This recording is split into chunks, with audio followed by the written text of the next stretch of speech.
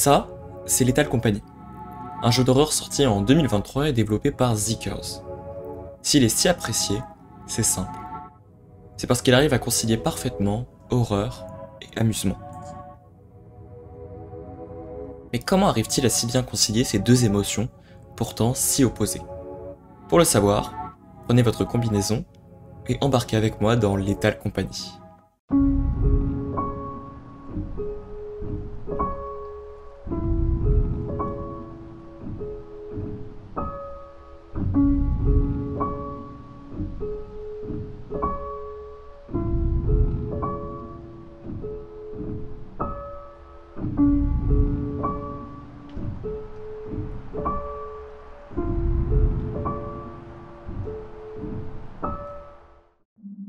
Dès que vous lancez le jeu, vous êtes accueilli de manière plutôt étrange.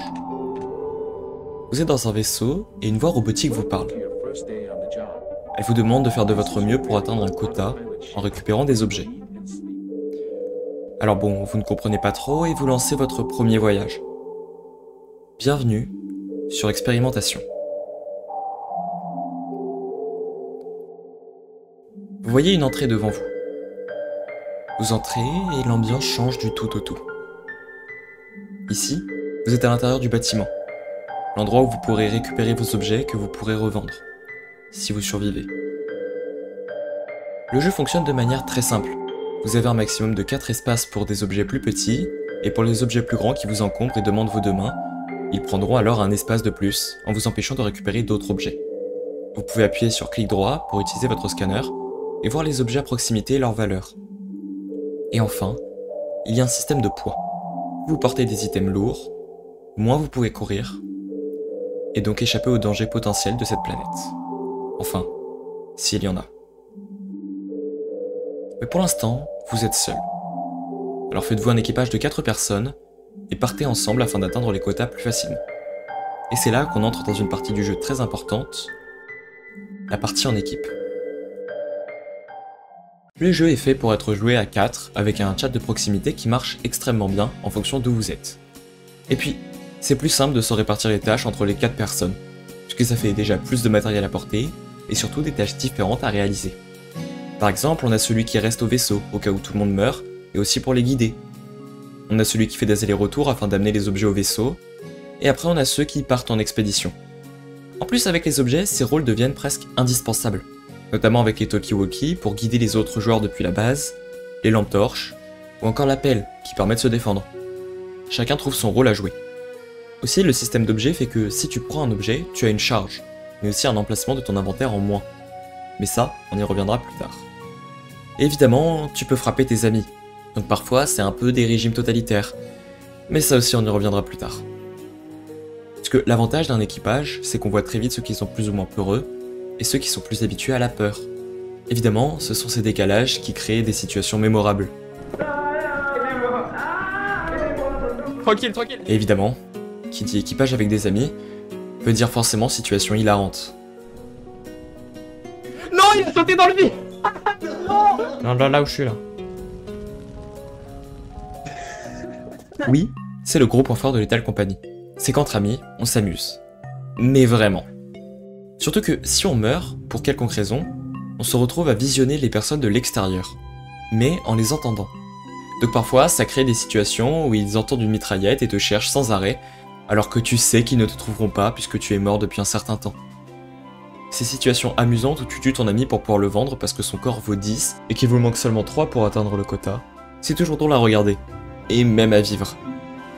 Le jeu y arrive aussi grâce au micro, puisque lorsqu'un joueur meurt, son micro est coupé environ 1 seconde après.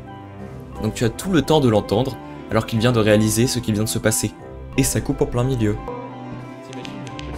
Et c'est le jump.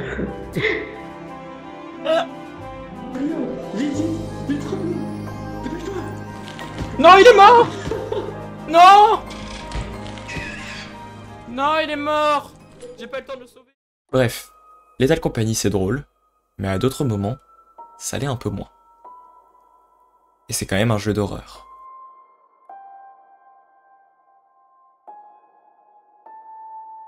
Ah. Bah je suis mort.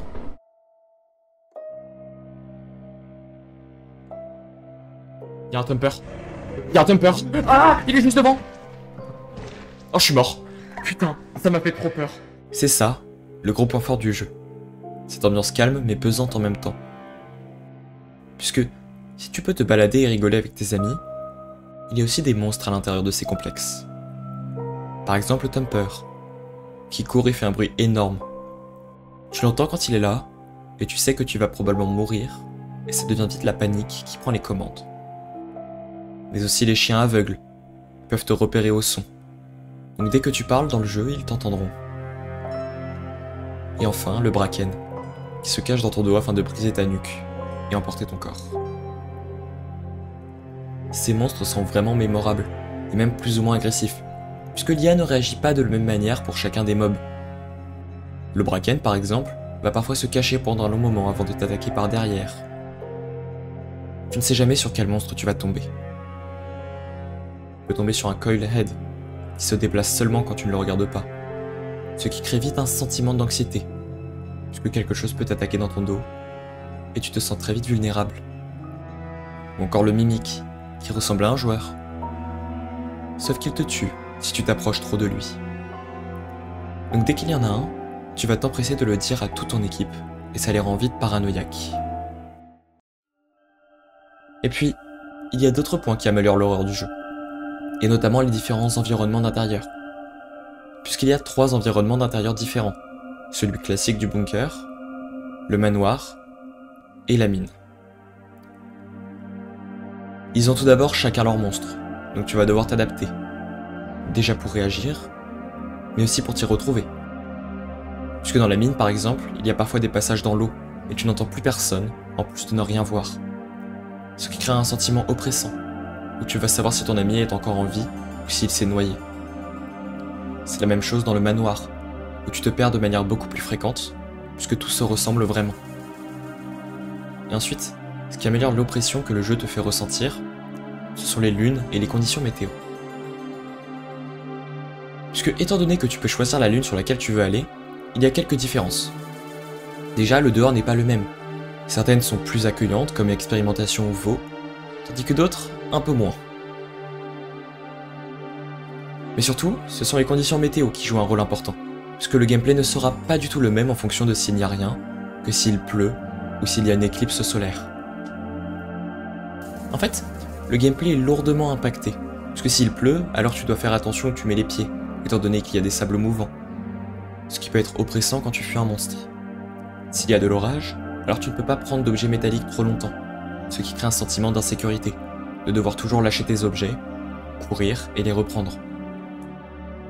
Mais surtout, le plus intéressant, c'est le mode Eclipse. C'est simple, il fait nuit dès le début, ce qui signifie que beaucoup plus de monstres peuvent apparaître dans la journée. Donc là, ça te met vraiment sous pression. Puisque si les monstres apparaissent dès le début de la journée, ça conditionne encore plus ta manière de jouer, et dès le début tu vas être hyper attentif à tout ce qui t'entoure. Et par exemple, parler doucement au cas où il y aurait des chiens aveugles, ou même toute autre sorte de monstres qui peuvent se cacher. Mais je pense qu'un des éléments qui joue le plus sur la peur, c'est le lore. Alors oui, tu peux passer à côté et jouer comme si de rien n'était. Mais si tu t'y intéresses, alors ça aide énormément à l'immersion. En fait, partout sur les cartes, on peut trouver des sortes de cassettes d'enregistrement qui contiennent des messages écrits.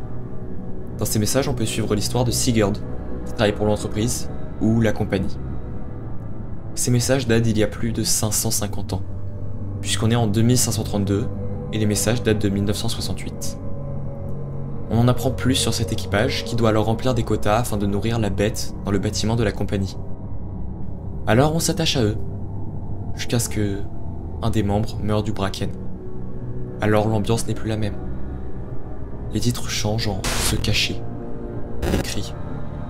Tout devient bien plus oppressant depuis qu'ils ont perdu un membre de leur équipe. Ils veulent démissionner, mais ils ne savent pas ce qui arrivera. Alors que le quota devient de plus en plus difficile à atteindre et qu'ils ne peuvent pratiquement plus dormir, on apprend qu'une guerre se prépare. Notamment sur une planète que l'on peut visiter. Et vous vous en doutez, il ne reste plus grand chose maintenant. Ce lore est assez complet et ça permet vraiment de mettre le joueur dans l'ambiance lorsqu'il cherche un peu pour trouver des messages cachés dans différentes lunes. Il y avait des humains avant. Mais que s'est-il passé? On ne le saura probablement jamais.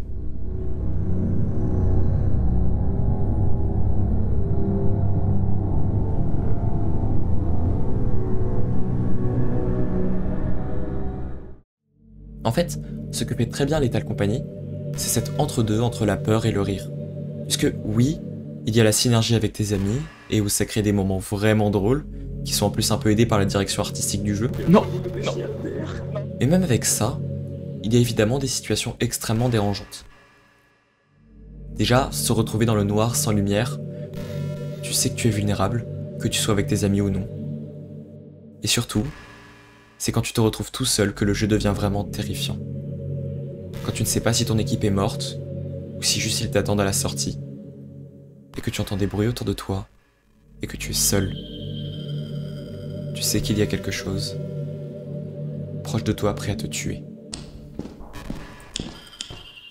En fait, cet entre-deux est vraiment bien géré avec les objets, puisque plus tu avances, plus tu auras des moyens de communiquer et d'aider les autres, puisque le quota devient de plus en plus grand.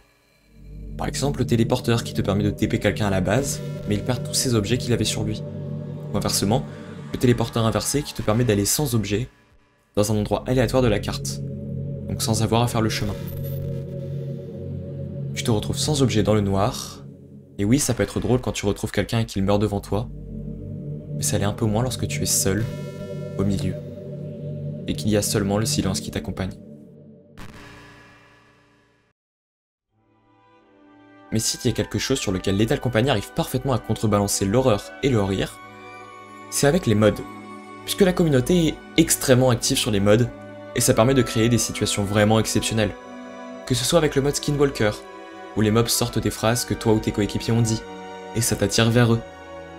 Ça marche encore mieux avec un mimic, qui déjà imite les mouvements du joueur, mais peut en plus maintenant imiter la voix. Et un autre mode exceptionnel, c'est celui des fausses fire exit.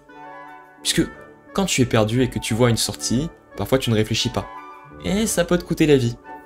Mais c'est surtout pour piéger tes amis que c'est incroyable. Puisque si tu es au courant de si c'est une vraie sortie ou pas, alors tu peux les tromper. Et ça crée des moments vraiment incroyables. L'imagination des joueurs est vraiment incroyable. Ils ont même créé un casino où tu peux miser des objets pour les faire doubler de valeur. Donc évidemment, en tant qu'énorme addict des jeux, eh bien généralement l'objet ne vaut plus rien après 2 ou 3 essais. Mais surtout, vous savez ce qui a de la valeur? Le corps de vos amis.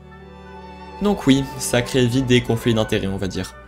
Mais ça permet réellement de continuer dans l'esprit du jeu et de faire un entre-deux entre le rire et la peur. Parce que c'est la raison pour laquelle Lethal Company marche aussi bien. C'est parce que ce n'est ni complètement de l'horreur, ni complètement du rire. Mais c'est un entre-deux, où l'on peut faire des danses à plusieurs sur le cadavre d'un de ses amis, ou bien juste partir en courant puisque tu entends des pas à côté de toi.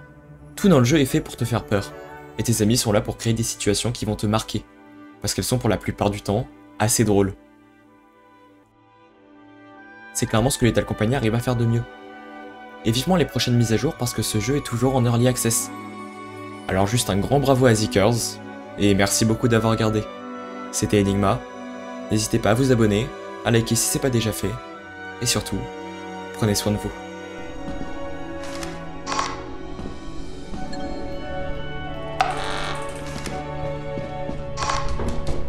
Ah! Bah je suis mort. TP-moi, TP-moi, TP-moi, TP-moi, TP-moi, TP-moi. Allô?